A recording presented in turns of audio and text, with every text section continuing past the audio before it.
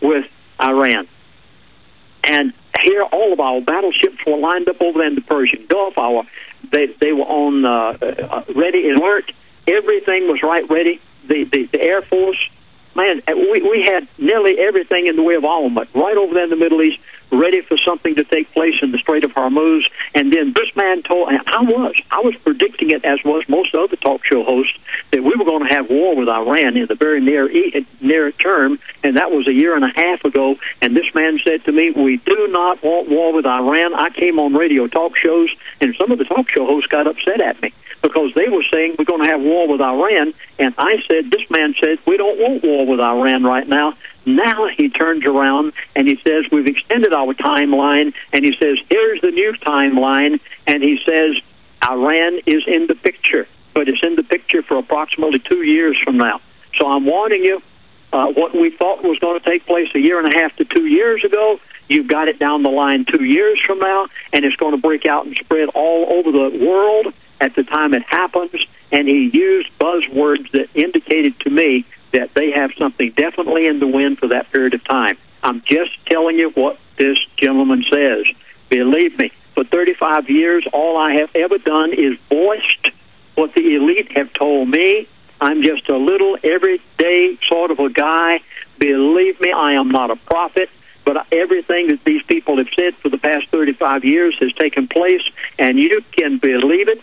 This is going to take place also. Well, Lindsey, let's go back to this. Let's go back to this taking over the preachers and the devil's Messiah. What was he saying that was? Well, we came around to how that all of this is coming about. Whenever he said that within 2 years you'll be so broke you won't be able to rebel against America, against the elite, excuse me.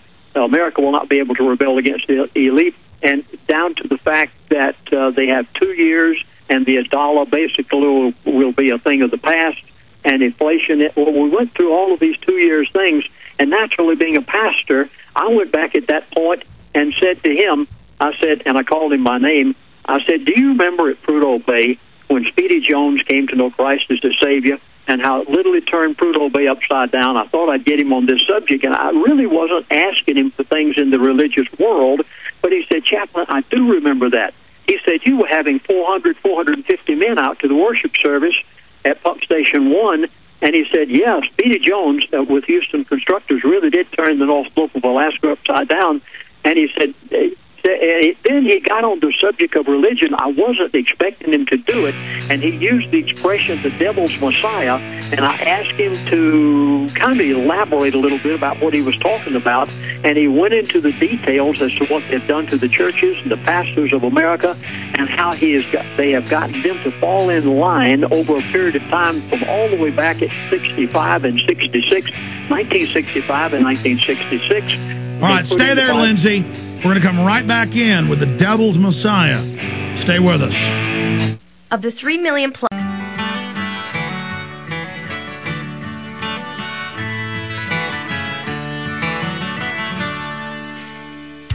Front porch sitting in an old rocking chair. Makes me very angry to see humanity who's good and decent, and the average person is loving and has hopes and dreams, manipulated by the scientific dictatorship. Pastor Lindsey Williams is our guest. Lindsey, this is a short segment, long segment coming up. But I want... So you said, you were just mentioning, hey, remember us on the North Slope? Remember when one of the heads of the big work groups became a Christian and everybody else was getting saved? He then launches in to the devil's Messiah. Tell us what that means. What Alex Jones says in his new DVD, and I haven't seen it yet. Alex, I'm sure looking forward to it. I guarantee you that what this man told me is going to back up every single thing that Alex Jones says in his new DVD. He went into the subject, as Alex just suggested. He wants to keep me on the subject of the devil's Messiah. Have you been asked by your church and your pastor lately to fill out a form in which it asks very personal questions, and they say that they'd like it for the purpose of being able to know more about the people in the church? Yes, it's happening everywhere. You better be careful, folks. Did you realize that this is that Homeland Security has, oh my goodness, I wish I had time to go into Homeland Security, but I can't. No, you do. Go over it. Go. Just tell us. That Homeland Security has actually requested of the pastors to get this information and to make it available to them at any such time that they might want it. And they ask personal questions, your salary, the number of people in your house, the number of computers you have, on and on and on. I attended a church. We just came back, as I mentioned to you. 3 months I disappeared, literally disappeared. Haven't done a single radio talk show up until today. Alex, I guess that's the reason I'm so excited, because I have a privilege of giving out what this man just told me, your show being the very first one. And I was in a church in the course of our travels, and this church asked the people to fill out this brochure, and I looked at it and I almost gagged. I couldn't believe what I was seeing. It's exactly what Homeland Security has requested of the pastors to be able to. Hey, it's worse than that, Lindsey. We're the ones that broke 3 years ago on Genesis. Pastor Butch Poff did first. The clergy response team's secret documents. Tell your flocks Roman 13. Tell them give their guns up. Tell them take forced inoculations. Tell them world government's good. Tell them to worship whoever the president is. Then it came out mainstream news that our documents were real. People couldn't believe it. Just Google clergy response teams. You can watch newscasts, everything, saying, yeah, we're getting you ready to go to the camps. They actually say the camps and how it's of the Lord to go to the camps. Very, very, like communist China or Russia using the churches. And then one of my friends brought me from Dripping Springs Big Baptist Church. They got ordered, you don't talk about politics with anybody at the church, even when you're eating dinner with them.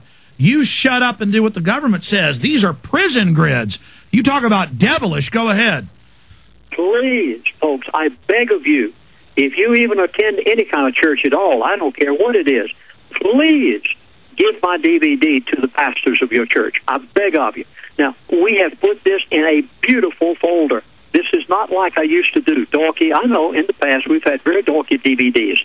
Then not this time. I said the whole country this has got to be so attractive that everybody will want it. We put all 6 of them into one beautiful folder with a cover on the back and the front. You've never seen anything so nice. Anybody would want it. Give it to your pastor. I beg of you. He will actually look at this one and want it. Okay, we're going to fire the number out, but here's my question. I know insiders leak info. Is he telling you this because he thinks there's nothing anybody can do, or is it because of his conscience believing he's going to die soon?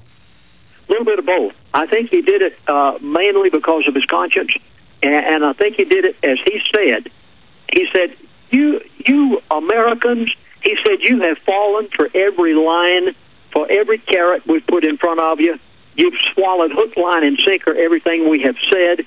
And they are laughing. And he's telling you this because you were his pastor with the oil company, and he knows if you say you won't speak with the pastor, parishioner, like the attorney-client privilege, that he knows he can put this out, you'll reach millions of people because you've already had the best-selling book 20 years ago about the oil in Alaska. I mean, is that why he gave you this information? Understand, of course, that they do not have chaplains on pipelines. They've never known them any place in the world. The only time this has happened, to my knowledge, is on the Trans-Alaska Oil Pipeline. I probably am one of the only people of his kind that has ever personally, man to man, eyeball to eyeball, face to face, day after day, been in the presence of this man, and it gained a sense of confidence that probably. I understand. You're like his counselor. Stay there, Lindsey. I want to come back and get into the Homeland Security, get into more of this religious stuff, because I want to hear his view on that when you brought it up, and then more. We're on the mark. Okay. I got some sponsors we need to thank. I said I'd get into carbon tax. I may have to do this at the beginning of the show tomorrow. It's just they're openly announcing they're going to not just tax you, they're going to make you get permission to travel. I mean, this is happening.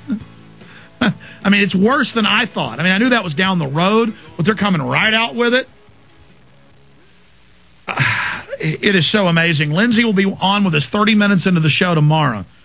Man, I've never heard him so speechless. We're going to go over all his list into more detail. During the break, he was just telling me more about what this guy was telling him about the world government religion. These people are out of their minds. I wanted to cover some economic news and also thank some of the sponsors. AcolaBlue.com